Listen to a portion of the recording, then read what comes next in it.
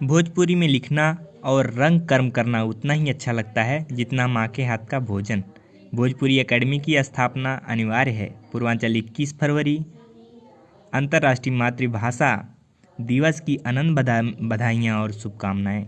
हिंदी और भोजपुरी भाषा नहीं, भावों की अभिव्यक्ति है। पूरे विश्व में 6,900 भाषाएं बोली जाती हैं, जिसमें 42.2 करोड़ लोगों की मातृभाषा हिंदी है, यानी 4.46% लोग सिर्फ हिंदी बोलते हैं। अन्य भाषाओं के बीच हिंदी दूसरी भाषा के रूप में लोकप्रिय है।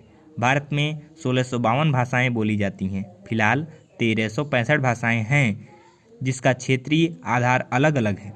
अंतर्राष्ट्रीय भोजपुरी संगम के संयोजक, पूर्वांचल के भोजपुरी लोक कला संरक्षक अरविंद चित्रांश ने कहा कि भोजपुरी सिर्फ एक भाषा नहीं, भावों का भंडार है। यह विचार भी है और संस्कार भी। यह माँ की रसोई में भी है तो कहानी सम्राट मुंशी प्रेमचंद्र के होरी के खलिहान में भी। यह तपस्वी गोरखनाथ की योग क्रिया के संप्रेषण शक्ति है तो महेंद्र मिसिर की पूर्बिया तान भी।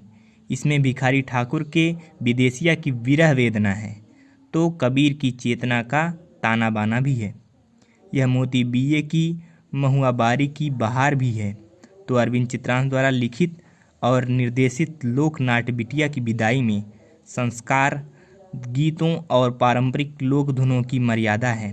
हमें गर्व है कि आज हमारी भोजपुरी मातृभाषा कला साहित्य के माध्यम के हमारे आंगन, खेत खलिहान, कछार मैदान से निकलकर फिजी, सूरीनाम, मॉरिशस की गलियों में अपनी पहचान बनाई हुई है।